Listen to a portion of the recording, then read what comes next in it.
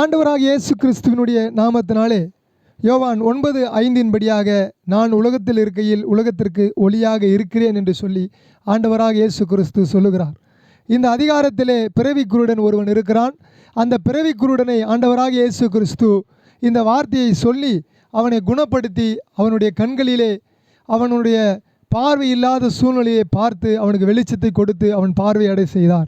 ஆகவே இன்றைக்கும் ஆண்டவராக இயேசு கிறிஸ்து உலகத்திற்கு ஒளியாக இருக்கிறார். ஆகவே இந்த ஒளியின் இடத்திலே நீங்கள் வருவீர்கள் என்று சொன்னால் ஆண்டவர் உங்களை புறம்பே தள்ள மாட்டார். ஆண்டவர் சொல்லுகிறார், என்னிடத்திலே வருகிறவனை நான் புறம்பே தள்ளாத தேவன் என்று சொல்லுகிறார். ஆண்டவர் இந்த உலகத்திற்கு மத குருவாக வரவில்லை, மத கடவுளாக வரவில்லை. ஆண்டவராக இயேசு கிறிஸ்து சர்வலோகத்தின் பாவங்களை சுமந்து தீர்த்த தேவ ஆட்டுக்குட்டியாக வெளிப்பட்டார். அவர் அப்படியாகவே வந்தார். ஆகவே இன்றைக்கும் உங்கள் சரீரங்களிலே எந்த விதமான வியாதிகள் இருந்தாலும் ஆண்டவராக இயேசு கிறிஸ்து சொல்லுகிறார், நான் உலகத்தில் இருக்கையிலே உலகத்திற்கு ஒளியாக இருக்கிறேன் என்று சொல்லி அவர் சுகப்படுத்த வல்லமை உள்ள தேவனாக இருக்கிறார். பலவீனங்கள் இருந்தால் நீங்கள் உங்களுடைய கைகளை வையுங்கள், நாங்கள் உங்களுக்காக ஜெபிக்க போகிறோம். ஆண்டவரே, நீர் இரட்சகரும் ஆண்டவரே எங்களை மீட்க வந்த தெய்வமாக இருக்கிறீர், உலகத்திற்கு நான் ஒளியாக இருக்கிறேன் என்று சொன்னீர்.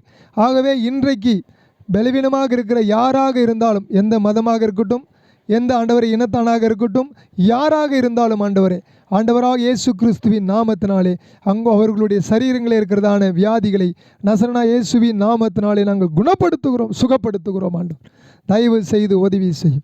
இயேசுவின் நாமத்தில் ஜெபிக்கிறோம் நல்ல பிதாவே, ஆமீன். கவலைப்படாதீங்க, நாங்கள் தொடர்ந்து உங்களுக்காக ஜெபிக்கிறோம். இந்த யூடியூப் பார்த்து இந்த யூடியூப் சேனலில் ஆண்டவருடைய வார்த்தையை கேட்டு நீங்கள் சுகம் பெறுங்கள்.